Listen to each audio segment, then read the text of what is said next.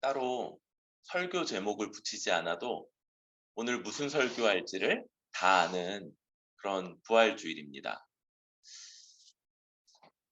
그런데 예, 부활에 대해서 설교할 거라는 걸 다 알고 있고 또 예외도 있겠지만 많은 교회들이 부활을 주제로 해서 말씀을 대하는 이 날이지만 그런데 예, 부활, 부활이라는 게 한편으로 익숙하지만 그러나 우리 모두에게 아주 이질적, 아주 낯선 것이라는 건 역시 우리가 생각하지 않으면 이 그저 그냥 이 주일 그래서 대단히 헛되게 넘어갈 수 있는 그런 이야기가 될 거다라는 생각을 합니다.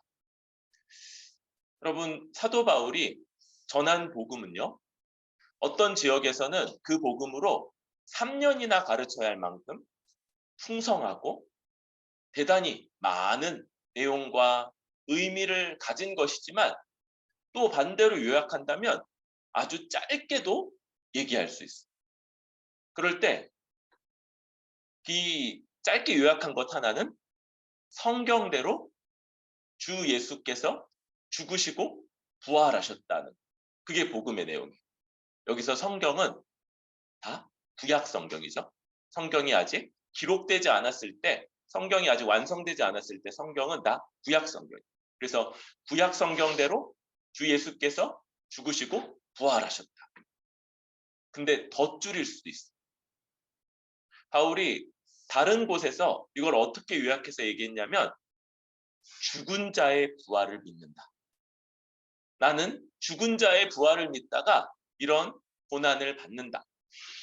그러니까 부활, 죽은 자의 부활이라는 것 이것이 우리 복음에 있어서 아주 필수적인 내용이고 단순히 부활주일에 52주 중에 한 번 듣고 넘어가는 그런 내용이 돼서는 안 되고 이것이 실제로 우리에게 매일매일을 살아가는 우리에게 어떤 의미와 가치와 영향력을 줄 수 있어야지만 우리가 정말 복음을 믿는다, 복음 안에서 살아간다라고 할 수 있는 것이죠.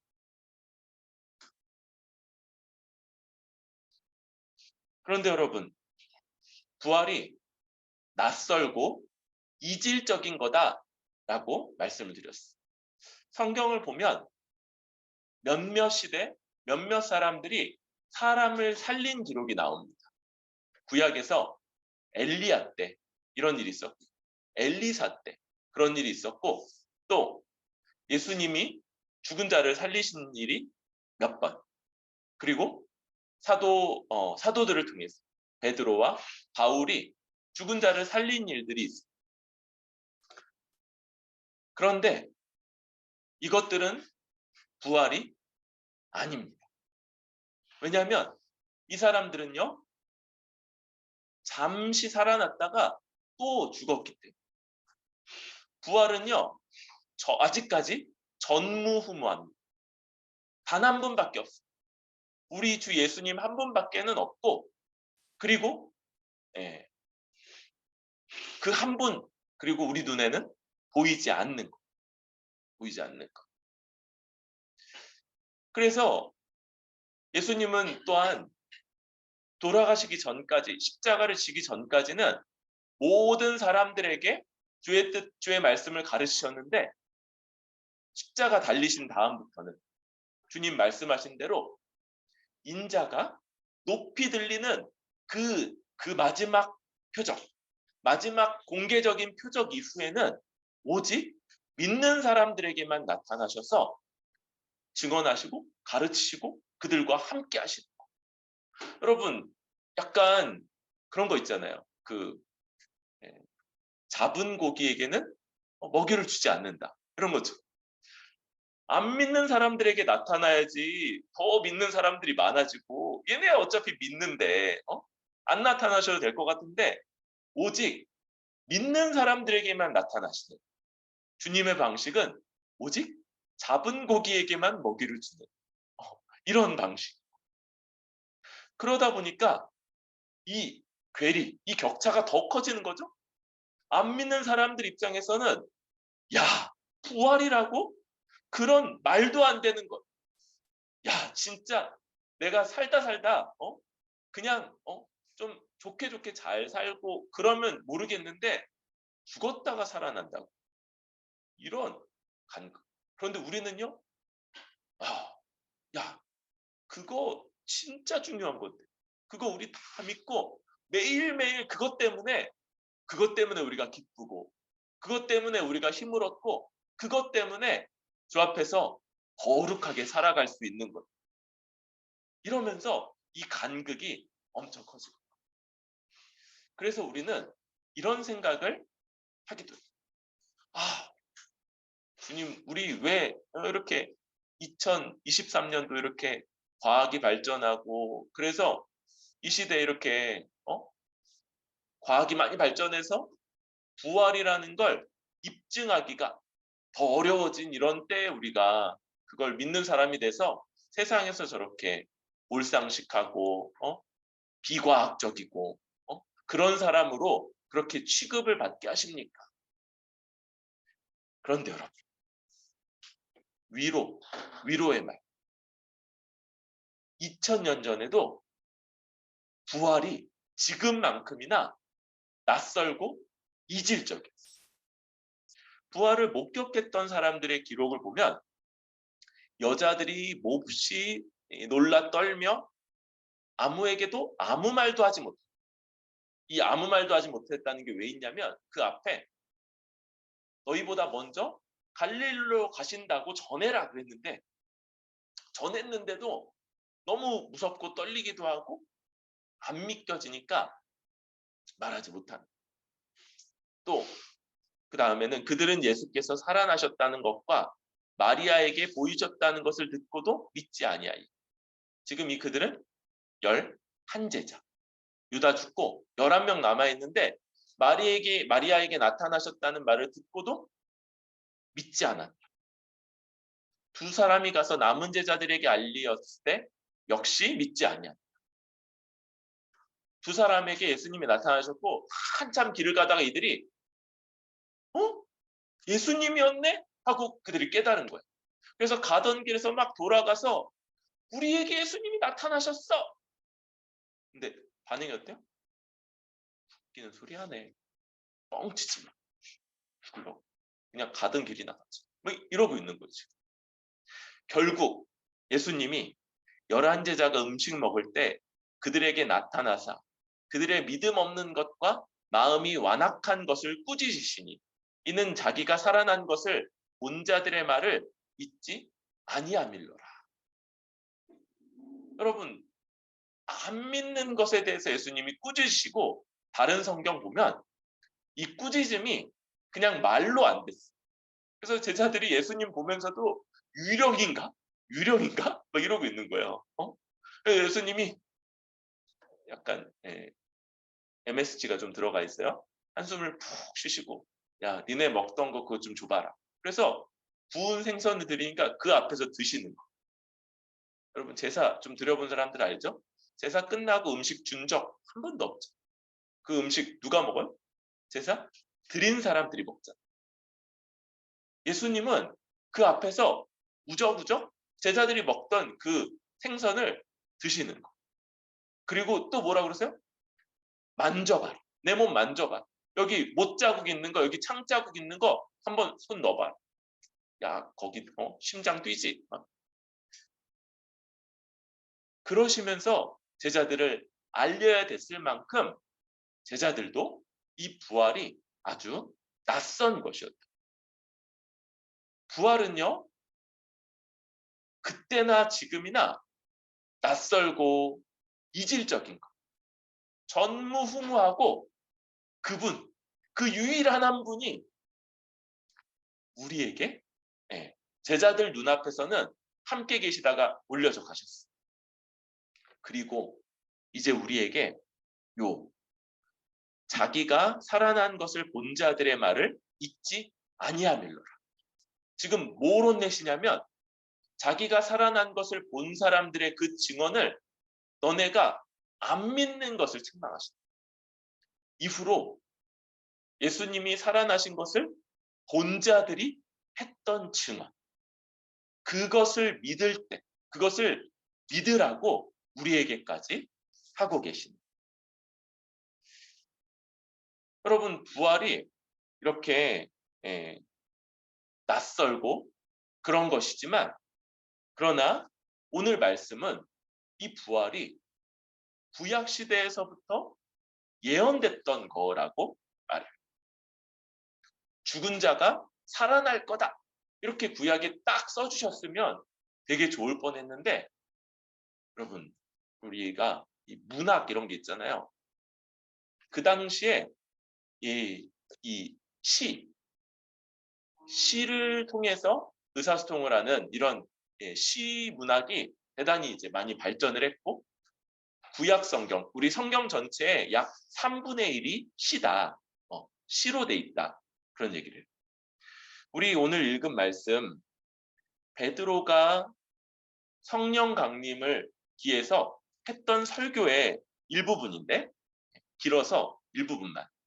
그런데 그 내용의 앞부분, 22절부터 부활에 대해서 구약에서 어떻게 얘기했고 그걸 논증했는가를 말하고 있어요. 25절부터 보면 다윗이 그를 가리켜 이르되, 그리고 나서 좋은 성경들은 이게 인용구라는 걸 표현하려고 약간 들여쓰기를 했어요. 제 성경이 그래요. 아닌 성경들은 그냥 이렇게 잘 봐야 돼요. 잘 보면 인용구인 거 알죠? 이르되, 그 다음부터 인용. 그래서 28절까지가 인용이에요. 내가 항상 내 앞에 계신 주를 배웠으며 나로 요동하지 않게 하기 위하여 그가 내 우편에 계시도다. 그러므로 내 마음이 기뻐하였고 내 혀도 즐거워하였으며 육체도 희망에 거하리니 이는 내 영혼을 음부에 버리지 아니하시며 주의 거룩한 자로 썩음을 당하지 않게 하실 것임이로다. 주께서 생명의 길을 내게 보이셨으니 주 앞에서 내게 기쁨이 충만하게 하시리로다 하였으므로. 여기까지가 시편이에요. 시편이에요. 그리고 다윗을 통해서 한 시편이에요. 그런데 요 부분은 이 시편의 뒷부분이에요. 앞부분은 뭐냐면 이 시편의 주인공이 아주 극심한 위험에 당해 있어요. 자기 생명을 노리는 대적들을 앞에 두고 두려움 가운데 이 시를 시작했어요. 그렇게 자기를 대적하고 자기의 이 어렵고 힘든 상황들을 보면서 낙심하고 좌절하면서 하나님 이렇게 외치다가, 그러다가 생각이 하나님께로 옮겨요. 하나님? 그리고 나서 내용이 어조가 바뀌는 거예요. 그분이 항상 내 앞에 나와 함께 계시구나. 나로 요동하지 않게 하기 위해서. 지금 요동할 만한 상황인 거예요. 지금 난리법석을 치고 우리 같으면 경찰서라도 쫓아가서 나를 보호해달라고 외쳐야 되는데 그때 경찰서가 없어. 그러니까 뭐 그럴 수 없는 상황에서 요동하지 않게 하기 위해서 그가 나와 함께 계신다. 그러니까 26절에 그 두려워하고 떨고 막 안절부절 못하던 그 마음이 하나님으로 인해서 바뀌어요. 그래서 내 마음이 기뻐요.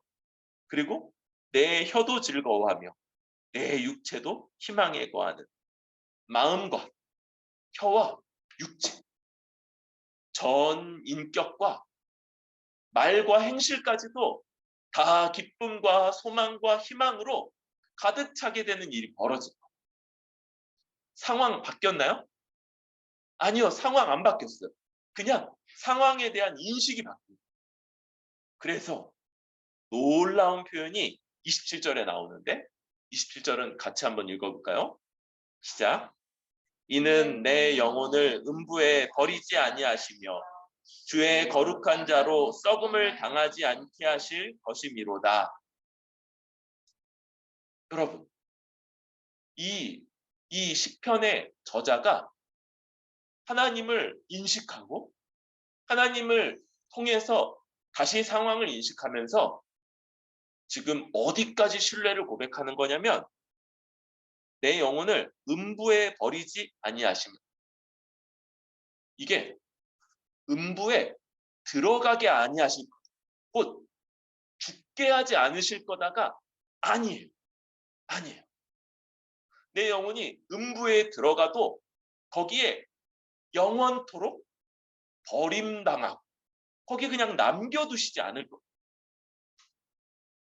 내 육체로 썩음을 당하지 않게 하실 것입니다. 여러분, 예수님이요, 우리 사흘 만에, 사흘이 아니죠? 사흘, 하루 이틀 사흘, 그러니까 숫자로는 3일 만에 살아나셨다고 그러죠. 그런데 시간으로 72시간이 아니에요. 72시간이 아니에요. 예수님이 돌아가신 게 금요일 오후 3시 정도였죠. 그리고 나서 그 다음에 다음 날 하루 종일을 죽어 계시다가 주일에 새벽 일찍 갔는데 이미 문 다 열려 있었어요. 그러니까 정확하지 않지만 24시간보다 조금 더 많이, 앞에 조금 걸치고 뒤에 조금 걸치고, 그래서 3일이지 시간으로는 72시간이 아닌 거예요. 근데 왜 그러냐? 예수님의 죽은 몸이 썩지 않기 때문에. 내가 죽었는데 내 육체가 1년, 2년 걸리면 이쪽, 이 건조한 지역에 다 썩어 문드러지잖아요. 근데 그러지 않고 예수님이 분명히 죽었지만 그러나 살이 썩기도 전에 먼저 되살아나시는 것, 바로 이 약속의 성취인 것. 지금 이게 예수님 전에 어떤 시편의 기자가 다윗이 고백하고 있는 내용이라는 걸 아시죠? 그러면서 28절, 생명의 길을 내게 보이셨으니 그 앞에 내게 기쁨이 충만하게 하시리라. 이거 누가 지었다고요? 다윗이에요. 그래서 많은 사람들이 이걸 다윗이 그냥 문학적으로 고백한 거라고 생각하고 있었어요. 그렇죠? 그렇게도 말이 되죠. 하나님을 향한 신뢰를 이 정도로 표현하는 거. 그런데 베드로는 두 가지를 덧붙이는 거. 29절 한번 읽어볼까요? 시작. 형제들아, 내가 조상 다윗에 대하여 담대히 말할 수 있노니 다윗이 죽어 장사되어 그 묘가 오늘까지 우리 중에 있도다. 여러분, 다윗의 묘가 오늘까지 있으면 이미 지금 수백 년이 지났는데 다윗의 시체는 그 안에 있겠죠? 그 안에서 이미 다 썩어 문드러졌겠죠? 지금 저 시를 구약시대 다윗이 짓긴 했어요. 그런데 그 시의 주인공, 그건 다윗이라는 거야, 아니라는 거예요? 다윗이 주인공이 아니라는 거예요. 그럼 다윗은 어떻게 그랬냐? 바로 30절. 그는 선지자라. 하나님이 이미 맹세하사 그 자손 중에 한 사람을 그 위에 앉게 하리라 하심을 알고 미리 본 고로 그리스도의 부활을 말하는 거다. 여러분, 그러니까 지금 이것은 다윗의 입을 통해서 하나님이 다윗에게 알려주셔서 그가 자기의 후손이시며 자기의 주님이신 그분이 오셔서 이루어질 일, 그것을 예언한 것이고 그게 바로 부활이다. 이렇게 말하고 있어요. 여러분, 부활은 어떤 겁니까? 부활은요, 하나님을 신뢰한 사람의 결과예요. 여러분, 우리도 하나님을 신뢰할 수 있어요. 언제 그러냐면 하나님이 은혜를 많이 주셔서 우리 통장 잔고도 넉넉하고 건강검진했는데 아무 병도 없다고 나왔어. 그때 하나님 찬송하고 감사하고 우리 하나님 그럴 때 다 신뢰할 수 있어요. 그런데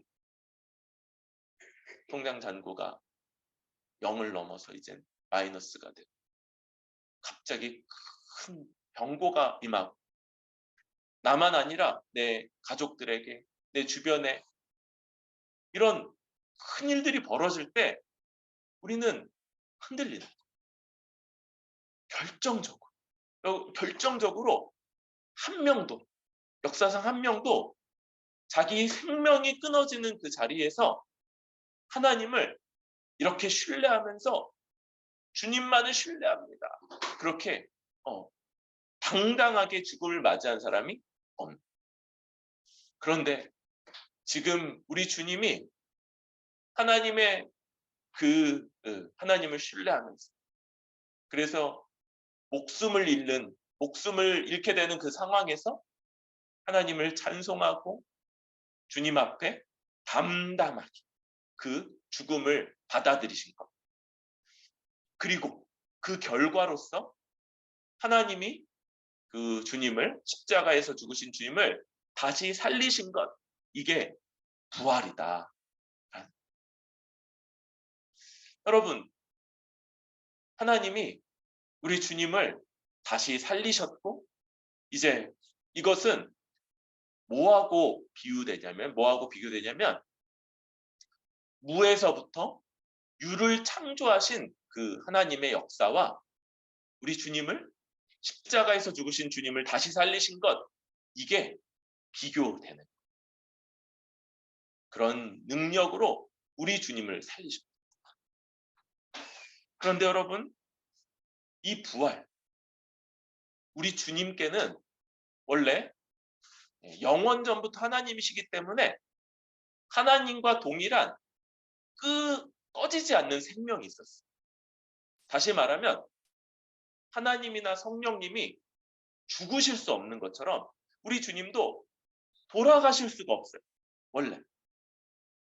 그런데 우리와 같이 사람이 되셔서 하나님께 죽기까지 신뢰하며 순종하고 생명이 끊어지신 것. 이거 오직 삼위 하나님 중에 우리 예수님만의 독특한 것이거든요. 그런데 왜 그러시냐? 어차피 주님 자신으로 보면 영원전부터 꺼지지 않는 생명, 사그러들지 않는 생명을 원래 가지셨고 지금 부활하셔서 그렇게 하셨는데 왜 굳이 이 과정을 거치셔서 그런 생명을 가지세요? 지금 가지신 그 생명은 인간으로서 하나님이시지만 동시에 인간으로서 죽음을 거쳐서 가지시는 생명이고 하나님만 가지시는 그 영원 불멸하는 생명, 여러분 우리 같은 피조물이 가질 수 있나요? 아니요. 우리에게 그거 불가능. 그런데 우리 같은 피조물에게도 뭐는 가능하냐면 하나님을 신뢰하는 자가 한 번 죽지만 그러나 하나님이 그 자를 음부에 버리시지 않고 썩음을 당하게 내버려 두지 않고 다시 살리시는 이 부활은 우리도 함께 얻을 수 있는. 그래서 이 주님의 부활이 아직까지 전무후무하지만 성경은 주님의 부활에 대해서 처음 익은 열매다. 이렇게 말합니다. 과수원을 안 해봐서 잘 모르는데 막 이렇게 찾아봐서 알게 된대요. 과실수를 심으면 처음 몇 해 동안 하나도 안 난대요. 하나도 안 난대요. 그냥 잎만 무성하다가 지고 그러다가 몇 년이 지나면 비로소 처음 하나의 과실이 익는. 그러면 이제 이 과실수는 열매를 맺을 준비가 됐다는 의미고 그 첫 열매 이후에 그때부터 이제 아주 많은 과실들이 열리는 제대로 된 과실수로서 그 기능을 하게 된다고 해요.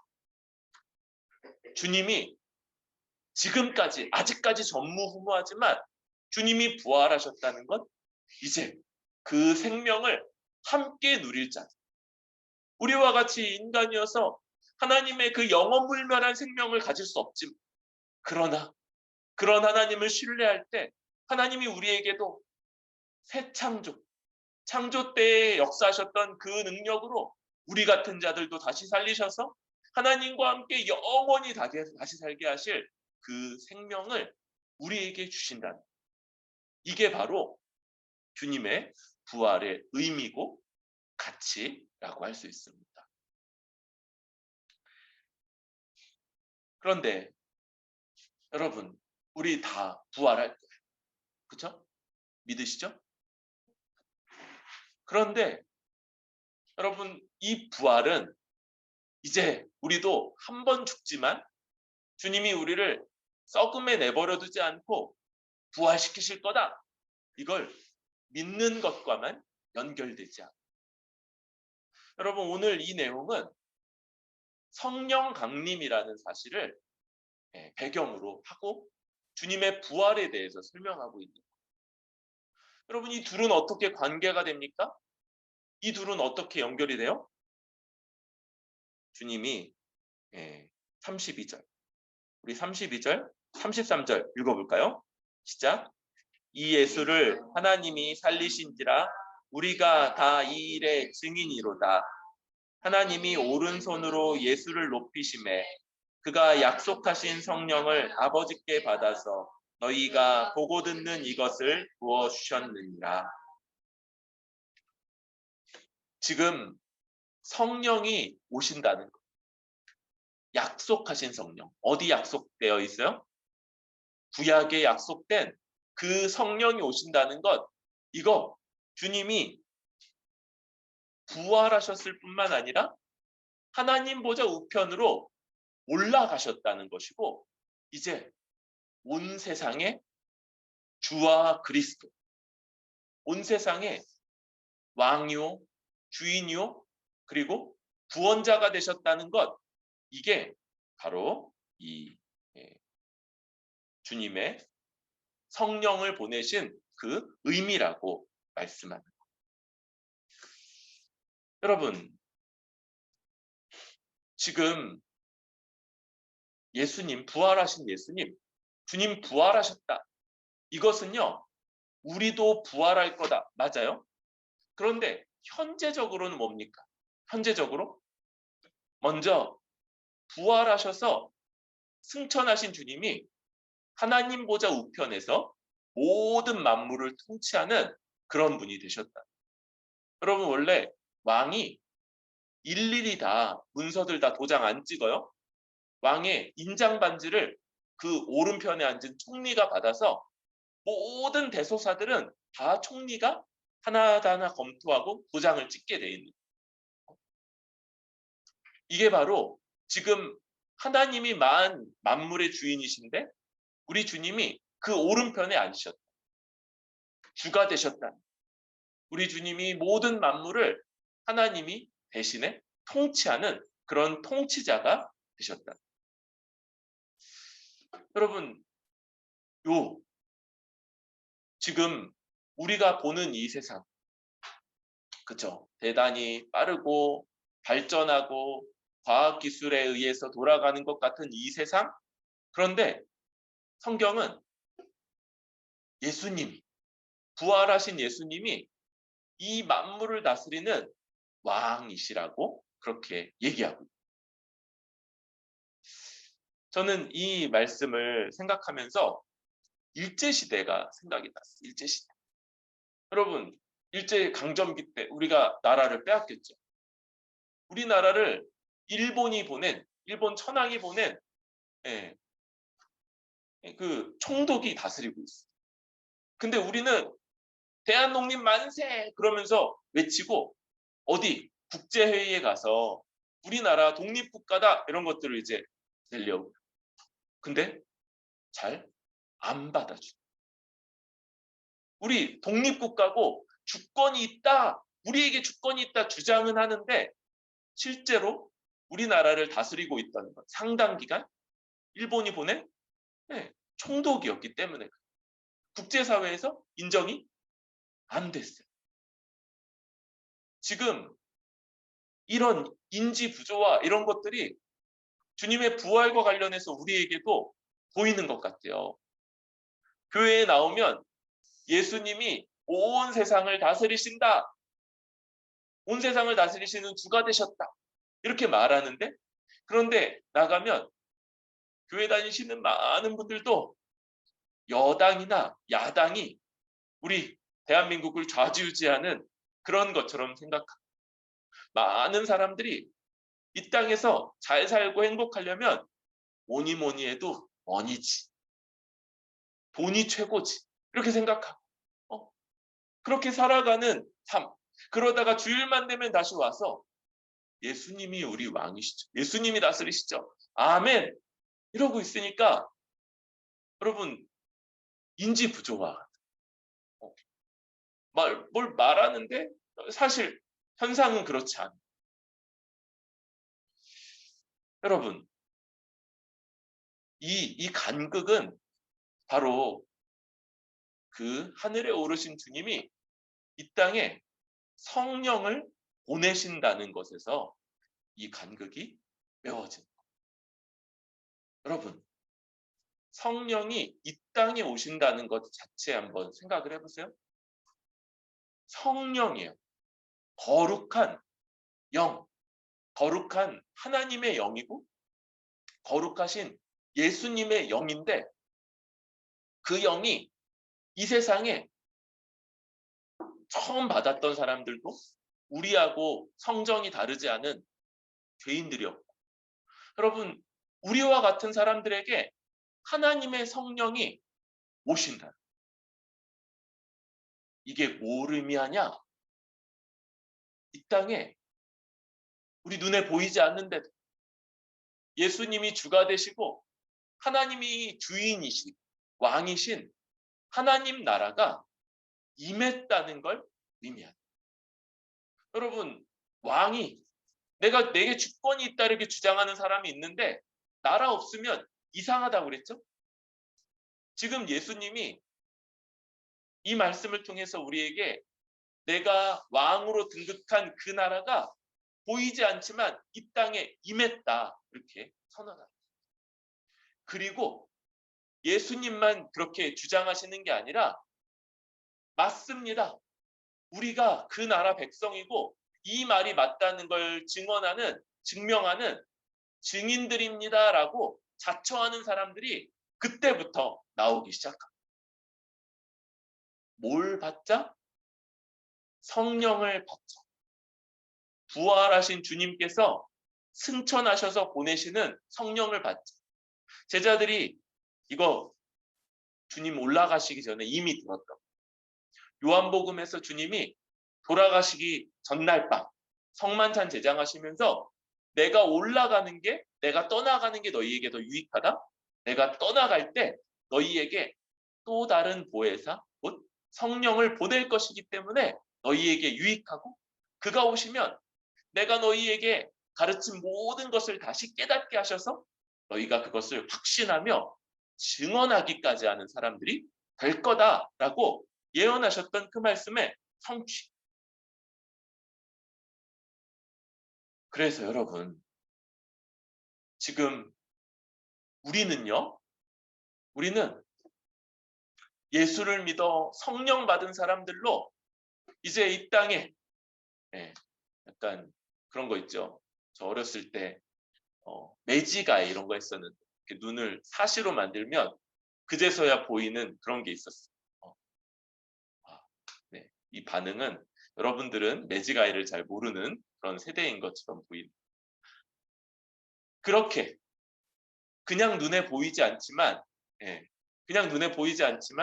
그러나 분명히 실존하는 그것, 바로 하나님 나라가 실제로 이 땅에 임했고, 어디 있어? 다른 것들은 아직 안 보이는데 자기가 그 나라 백성이에요 라고 자처하고 그렇게 살아가는 사람들이 나타난 것, 바로 그런 교회가 임한 것, 그게 바로 그 증거다. 그리고 그들은요, 그 특징이 뭐냐면 하나님, 우리 주님이 왕이신 것, 그래서 주님의 그 말을 어명으로 어명이요 그러면 다 거기에 바짝 엎드리고, 그렇게 살아가는 그런 특징을 보이는 사람들이, 이것이 바로 이 주님의 부활과 성령, 바로 그것의 의미인 거죠.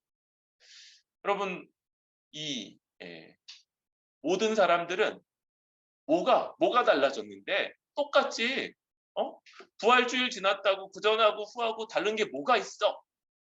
그렇게 주장하는 사람들이 그때도 있었어요. 그때도 아주 다수였어요. 그런데 놀랍게도 성령이 임하자 주님을 증언하고 주님 나라가 임했음을 증언, 그리고 그 가운데 살아가는 사람들이 나타나요. 이것이 바로 부활하신 주님이 행하시는 일이다. 여러분, 여기까지 다 주님이 우리를 위해서 하시는 일들이었어요. 그런데 이 말씀은 이제 두 가지를 더 보여줍니다. 이런 말을 듣고 37절, 듣는 사람들이 마음이 찔려하면서 베드로와 사도들에게 우리가 그럼 어떻게 해야겠습니까? 라고 물어요. 그러자 38, 39절 그리고 40절까지 한번 읽어볼까요? 38절부터 40절 시작. 베드로가 이르되 너희가 회개하여 각각 예수 그리스도의 이름으로 세례를 받고 죄사함을 받으라. 그리하면 성령의 선물을 받으리니 이 약속은 너희와 너희 자녀와 모든 먼데 사람 곧 주 우리 하나님이 얼마든지 부르시는 자들에게 하신 것이라 하고, 또 여러 말로 확증하며 권하여 이르되 너희가 이 패역한 세대에서 구원을 받으라 하니. 우리가 어찌할꼬 묻는 말에 베드로와 사도들이 답한 내용은 뭡니까? 회개하라, 주 예수를 믿으라, 그리하면 죄사함을 받을 것이고 성령을 선물로 받을 것이다. 회개해야 됩니다. 여러분, 이것을 위해서 이 주님의 증인으로서의 삶은 회개하는 사람들의 것이. 이 회개는 가장 먼저 예수님을 처음으로 믿을 때 이전까지의 삶, 내가 나를 주인 삼고 내 멋대로 내 마음대로 나를 위해 살았던 그 삶을 회개하고 돌이키는 것. 그리고 주님, 이 땅에 임한 하나님 나라의 왕이시고 성령으로 우리를 다스리시며 인도하시는 그 주님을 의지하고 신뢰하는 것, 순종하는 것. 그때 어떤 일이 벌어집니까? 그때 세례를 받아 이 한몸된 교회에 속하게 되고, 그리고 성령으로 인도함을 받게 되는 그런 삶을 살게 되는 것. 그리고 이 약속이 누구에게 있냐면요, 너희와 너희 자녀들. 여러분, 여기까지는 우리하고 상관이 없어요. 이거 뭐냐면 이 모여있던 사람들은 다 유대인이었거든요. 그러니까 유대인들과 유대인의 자녀들인 유대인들이. 그런데 그 다음, 그거까지는 우리하고 상관이 없었는데 모든 먼데 사람 곧 주 우리 하나님이 얼마든지 부르시는 자들, 여기가 바로 우리들인 겁니다. 우리요, 거의 지구 반대편에 있죠. 그죠? 저기 가려면 막 비행기로도 10시간, 막 열 몇 시간 가야 되는 거기, 그렇게 멀리 떨어져 있는데 하나님이요 부르시는 거예요. 하나님이 불러주셔서 이 약속의 수혜자가 되고 이 놀라운 약속을 향유하는 그런 사람들, 바로 우리입니다. 그리고 이 말은 또 다른 말로 하면 이 패역한 세대에서 구원을 받는 것이에요. 이 세대, 이 세상에 하나님을 대적하며 자기를 신뢰하며 돈과 또 다른 모든 이 땅의 것들을 쫓아 자기 삶을 다 허비하는 그 사람들로부터 너희는 구원을 받아 새롭고 변화된 삶을 살아가라. 이게 구원이고 이게 교회이고 이게 성령 받은 사람들, 회개하고 주를 믿는 사람들이 성령을 선물로 받아 살아내는 삶의 특징이라고 말하는 겁니다. 여러분, 그런 사람들이 있어요. 모두가 다 그렇게 살아가. 그런데 여기에 때때로 우리도 마음이 흔들린다는 걸 우리는 인정하지. 그러나 여러분, 그럼에도 마음을 굳게 붙잡고 거기에 휩쓸리지 않고 바른 삶, 대안적인 삶이고 대항하는 삶. 왜 그렇게 살아야 되냐? 왜 돈이 전부냐? 왜 자기가 이 땅에서 성공하는 게 그게 뭐냐? 그렇게 살아가지고 정말 가치 있고 그렇게 살아가는 사람들이 이 땅에 어디 있냐? 자기 삶을 다른 사람을 위해서 내어주는 삶, 다른 사람들을 섬기는 삶, 다른 사람들이 복되게 되는 삶, 그게 가치 있고 그런 삶 사는 게 정말 보람 있는 삶이고 또 살라고 그래도 제가 또 살고 싶습니다 말할 만한 그런 삶이다. 그렇게 주장하고 말하고 그리고 그렇게 살아내는 사람들이 있을 때 이 땅은 부활 그거 어려워서 잘 모르겠어요. 그런데 뭔가 내가 다 설명할 수 없는 일이 이 세상에서 벌어지고 있구나. 뭔가 저들이 주장하는 것 그게 뭔지 이해는 잘 안 돼요. 안 믿으면 원래 이해가 잘 안 돼요.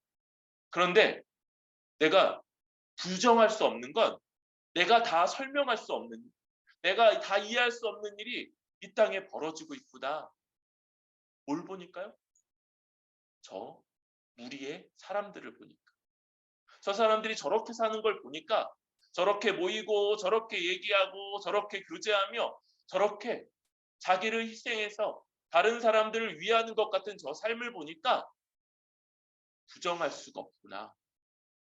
뭔가가 진짜 벌어지고 있구나.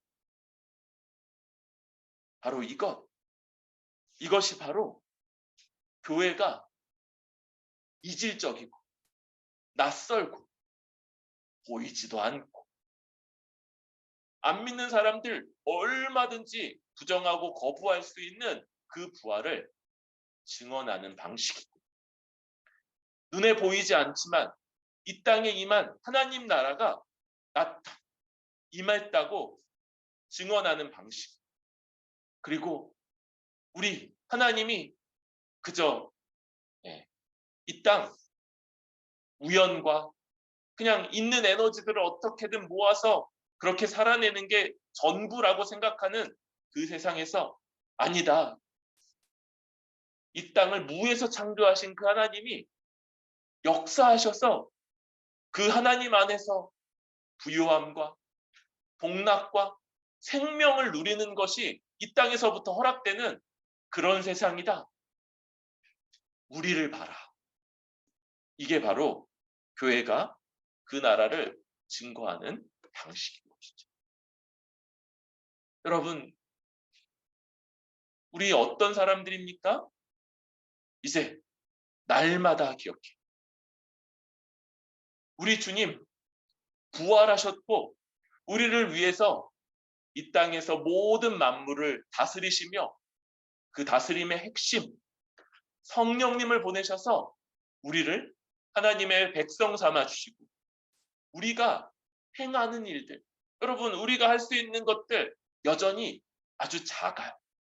우리 어제 점심 먹을 때 옆에 있었죠? 한 구석 밝히기. 우리가 하는 것들 우리 세상의 빛이라고 하는데 조그맣게 한 구석을 밝히는 정도일 거예요. 그런데 여러분 하나님이 그러한 자들을 하나님이 원하는 곳마다 두셔서 여기 조금 저기 조금 여기 조금 밝히시고 그걸로 어떤 사람 하나님이 그 눈을 열어주는 사람들에게 부정할 수가 없이 어둠이 없는 것 아니지만 그런 조그만한 빛들이 충분히 모아져서 밝힘으로 부정할 수 없이 하나님이 계시구나. 예수님 부활하셨구나. 정말로 하나님 나라 이 땅에 임했구나라고 말하는 그런 일들이 우리로 말미암아 나타나게 될 것을 기대하고 소망합니다. 부활하신 주님을 의지하면서 이 땅에서 하나님 손안에 든, 우리 주 예수님 손안에 든 작은 등불로서 살아가는 저와 여러분들 되시기를 축원합니다.